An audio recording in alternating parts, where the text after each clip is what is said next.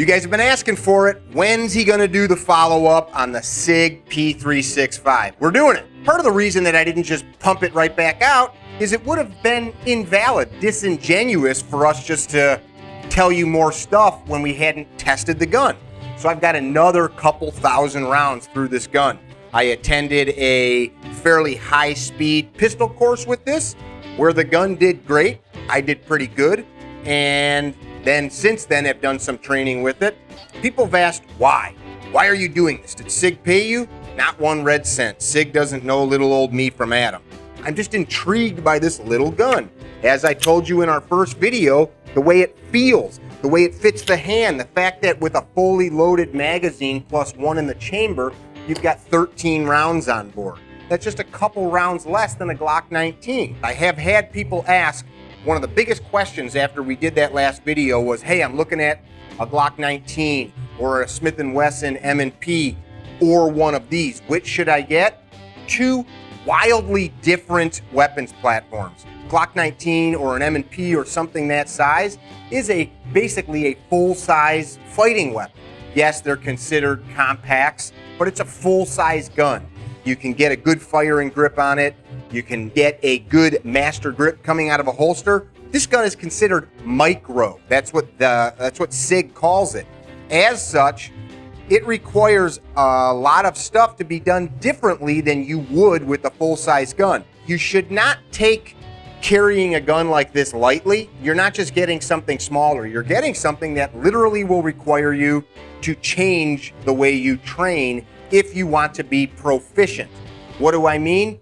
As we showed you in the first video, even things like dropping a magazine.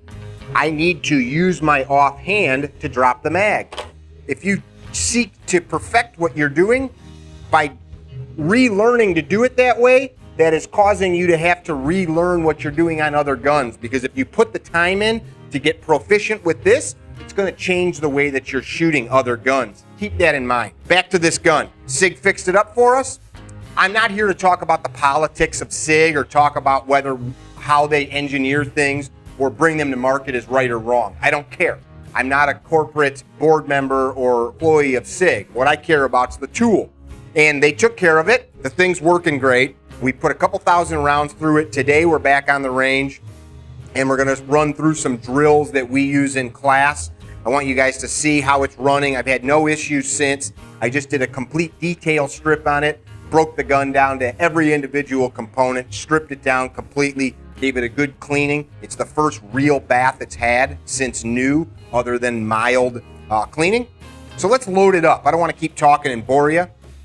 I will tell you that I love this gun enough that we've got another one down at Foresight Solutions right now, and he's going to be doctoring it up. I'll talk more about that in a minute. I'm going to get some eye and ear protection on. Drew's already suited up. Food for thought. What are you training in your systems? Seat, lock, tug, cycle, press check, little tap. Why do I show you that? I decided I'm going to start showing people that constantly. That loading process allows me to know this gun's loaded when I go in the holster. Gonna holster safe. We are at about 5.5, 6 yards, maybe even 7. Yeah, we're closer to 7. Got an IPSC target downrange. I'm gonna draw and just put a couple rounds into the A zone. What I'm looking for is good repeatable master grip, press, both good hits. I'm gonna put my finger straight, thumb on the back of the slide because it's breaking my master grip. It's allowing me a lot of control and it's mimicking how I draw with this little gun. And I'm gonna do it again. I'm gonna draw, come out. My grip was so fouled on that draw. Look at that, Drew, can you zoom in?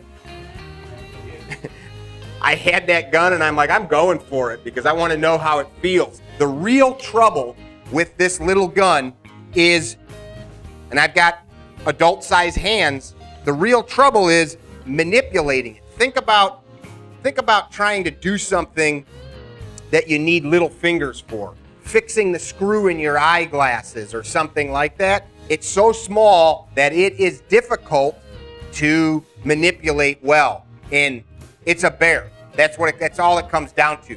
The huge trade-off of accessibility accessibility versus concealability. Extremely concealable, not easy to get a good grip on. Is it good for women? I don't know if it's good for women because it's got the same amount of energy with that 9mm as a larger gun, but less mass. So there's a lot more recoil. Why did I send one of these to Ben from Boresight? Because he's gonna stipple up all of this area here and some here. Because the biggest problem I have with this gun is holding on to it. So if we stipple up this area, I'm gonna be able to get more friction. That's where this gun is sliding, where SIG decided it didn't need any friction points. Try a couple headshots there on the 3x5 that I've got downrange.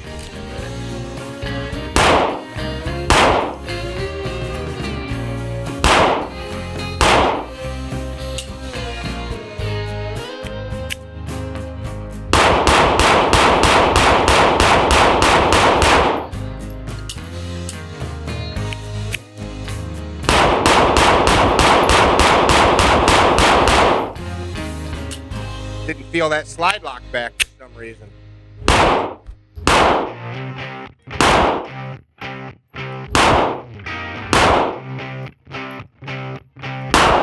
Not gonna lie, that first shot when I pressed out is way out in the C zone.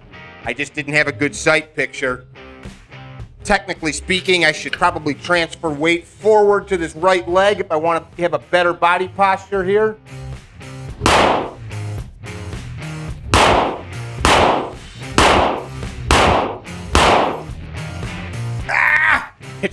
There you go. You see exactly the problem there. I can't get that magazine out with a single hand. You just saw me try. So if I had to, I would have to do something funky to get this chunk of meat off of that magazine. I'm trying right now. It's very hard for me to do that. So when guys or gals are talking about buying this gun, understand that you're not buying a full-size platform. I know that that's self-evident. It's a little gun, but some of the comments in the discussions I've heard on this gun, people are forgetting this isn't meant to be a full-size gun. It's not meant to be used as a full-size gun. These guns are meant for you to figure out how to use them and bury them on your body because they're meant for deeper concealment. It's not a tool to go to the range and shoot hundreds of rounds like I've done with it. It's kind of like asking a minivan to do the job of a pickup truck. This thing is meant for a very specific purpose, and with that purpose comes some huge trade-offs. I think I probably have as much or more time with this gun than maybe anybody out there. I don't know. I've shot thousands of rounds through it now. We're probably approaching 5,000 rounds. I said earlier over 4, but I know we're probably approaching 5,000 rounds with it. That might be the life cycle of some of these little guns. Most people don't shoot that much in their entire life or in a year. And we put that through this gun in a few months. I'll let Drew show you the target down there. I pulled a couple out of the A zone. Pulled a few there off to the left. I got that. That's another. I'm going to step down there, talk to you.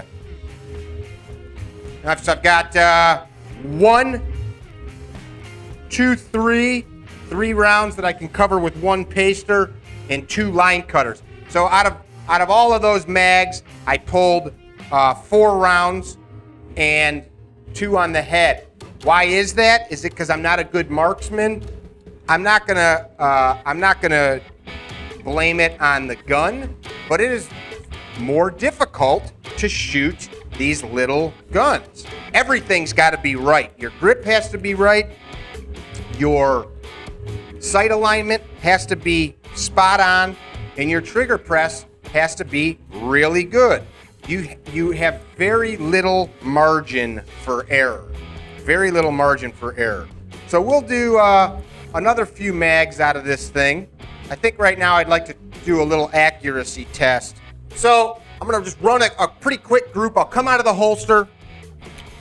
We've got the target pasted up, and I'm just gonna run a mag good and hard. I'm gonna reload, and then I'm just gonna run a few drills where I draw and step off the line and engage the target and just see how it feels to get this little gun up out of the holster while getting off the X. 6-shot group, all in the A zone. Felt pretty good. Got 4 shots that are in about 1.5 inches and 2 spread out in the A zone. I'm gonna try to mash down on that grip and see if I can tighten that up. Let's do it again. Felt good. Reload. Again, the trade-offs with this gun. You're not gonna reload this gun like you can your full-size gun. I don't care who you are, it's just not gonna happen. There's just less to grab onto. It takes more time to fumble around with little things. Get myself a little lateral movement. My thought process is I'm gonna step a foot or two and get a couple rounds into that A zone. Here we go. I'll come back the other way. Keeping them all in the A zone. Feels good. Whoa, get out of there, what are you doing? Totally pulled a Charlie there. That's the thing about this gun, man. It bites you in the ass. As if you are not spot on with that grip, not getting a perfect sight picture, and not working that trigger, this little gun, just like most small guns, it's very easy to miss. While I hit the cardboard, that one target, or last round in the target is 4 inches below the A zone. Unacceptable to me, but the reality of what happens, one, when you train a lot, you miss, and two, if you're gonna train with a gun like this and try to push it to your regular skill level, you gotta know it's not gonna put out the same way. Not an excuse, it kind of is what it is.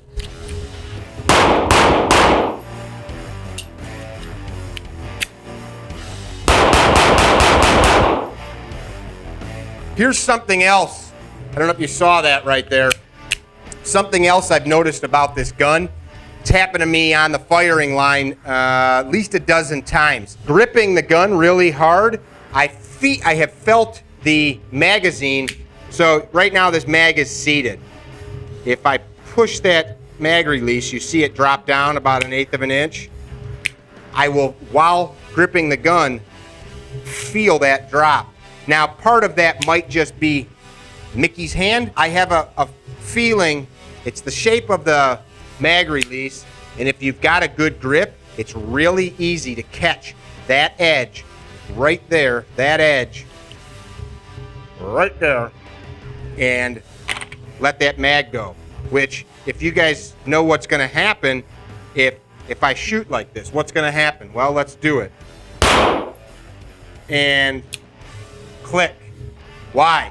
Well, because the gun couldn't strip that round, right?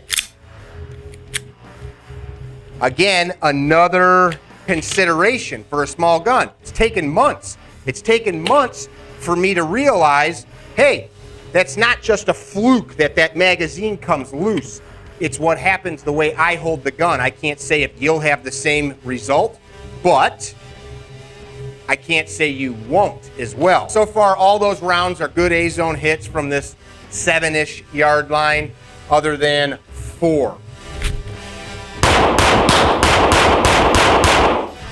So that string of fire, after I just gave my little speech on having to do everything right, they were good. I really freaking grabbed onto the gun and really paid attention to what was happening. Throw a fresh mag in there. Do some headshots.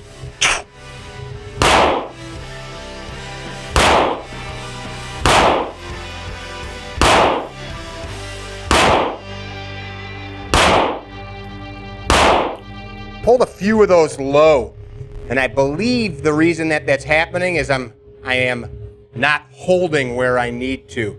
4 of those were in the head 3x5, a couple of them were right below it. So I'm gonna hold a little higher and I'm gonna run the gun a little harder. Got about, grab a fresh mag. So you see that head box, let's see where they go.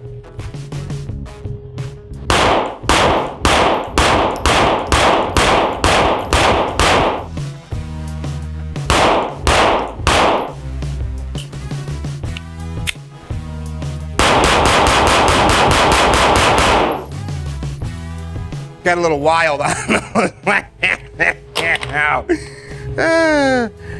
I dig it. What do you guys think?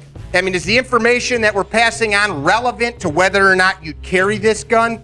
I don't care, again, I'm gonna repeat myself, that SIG messed up. Let's just assume that you've got the gun, you bought one, it's perfect. SIG worked out the bugs. Let's work from that angle. Would you carry the gun, understanding that there are huge trade-offs over a full-size gun? There are reasons that many men who have won gunfights that instruct, and I'm not one of them, I'm not a professional gunfighter, but I am a student. I'm a student of those guys. There is a reason that many of those gentlemen tell their students, be it a law enforcement officer, a soldier, or somebody like you and I, to purchase and train with a full-size fighting weapon.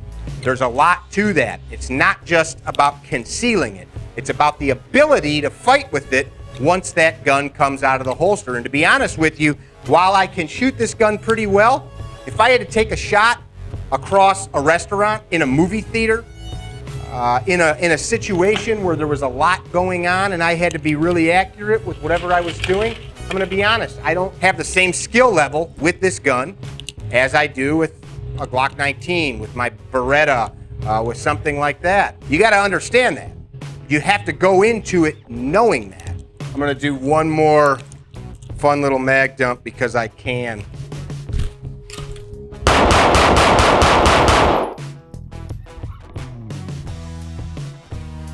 I just did what I just shared with you guys about pushing that mag release. I felt it come loose in my hand. And that's not a malfunction with the gun. It's because that grip, it's very easy to accidentally push that. Great little blaster, guys. Hope you enjoyed the review. We appreciate you watching. We dug doing it. Hey, subscribe to the channel. For a long time, I had a hard time saying it. Now I'm gonna say it. Drew puts a ton of work into editing these videos. We put a ton of work into making them. If you like it, subscribe, share them with your friends. Send us an email if you guys have questions on any of this stuff. If there's something that you'd like us to cover, if there's a topic that you don't fully understand, shoot me an email. If we can get it into a video, I'll probably do it. I appreciate you. Tell somebody you love them. Don't be a dickhead. Be well.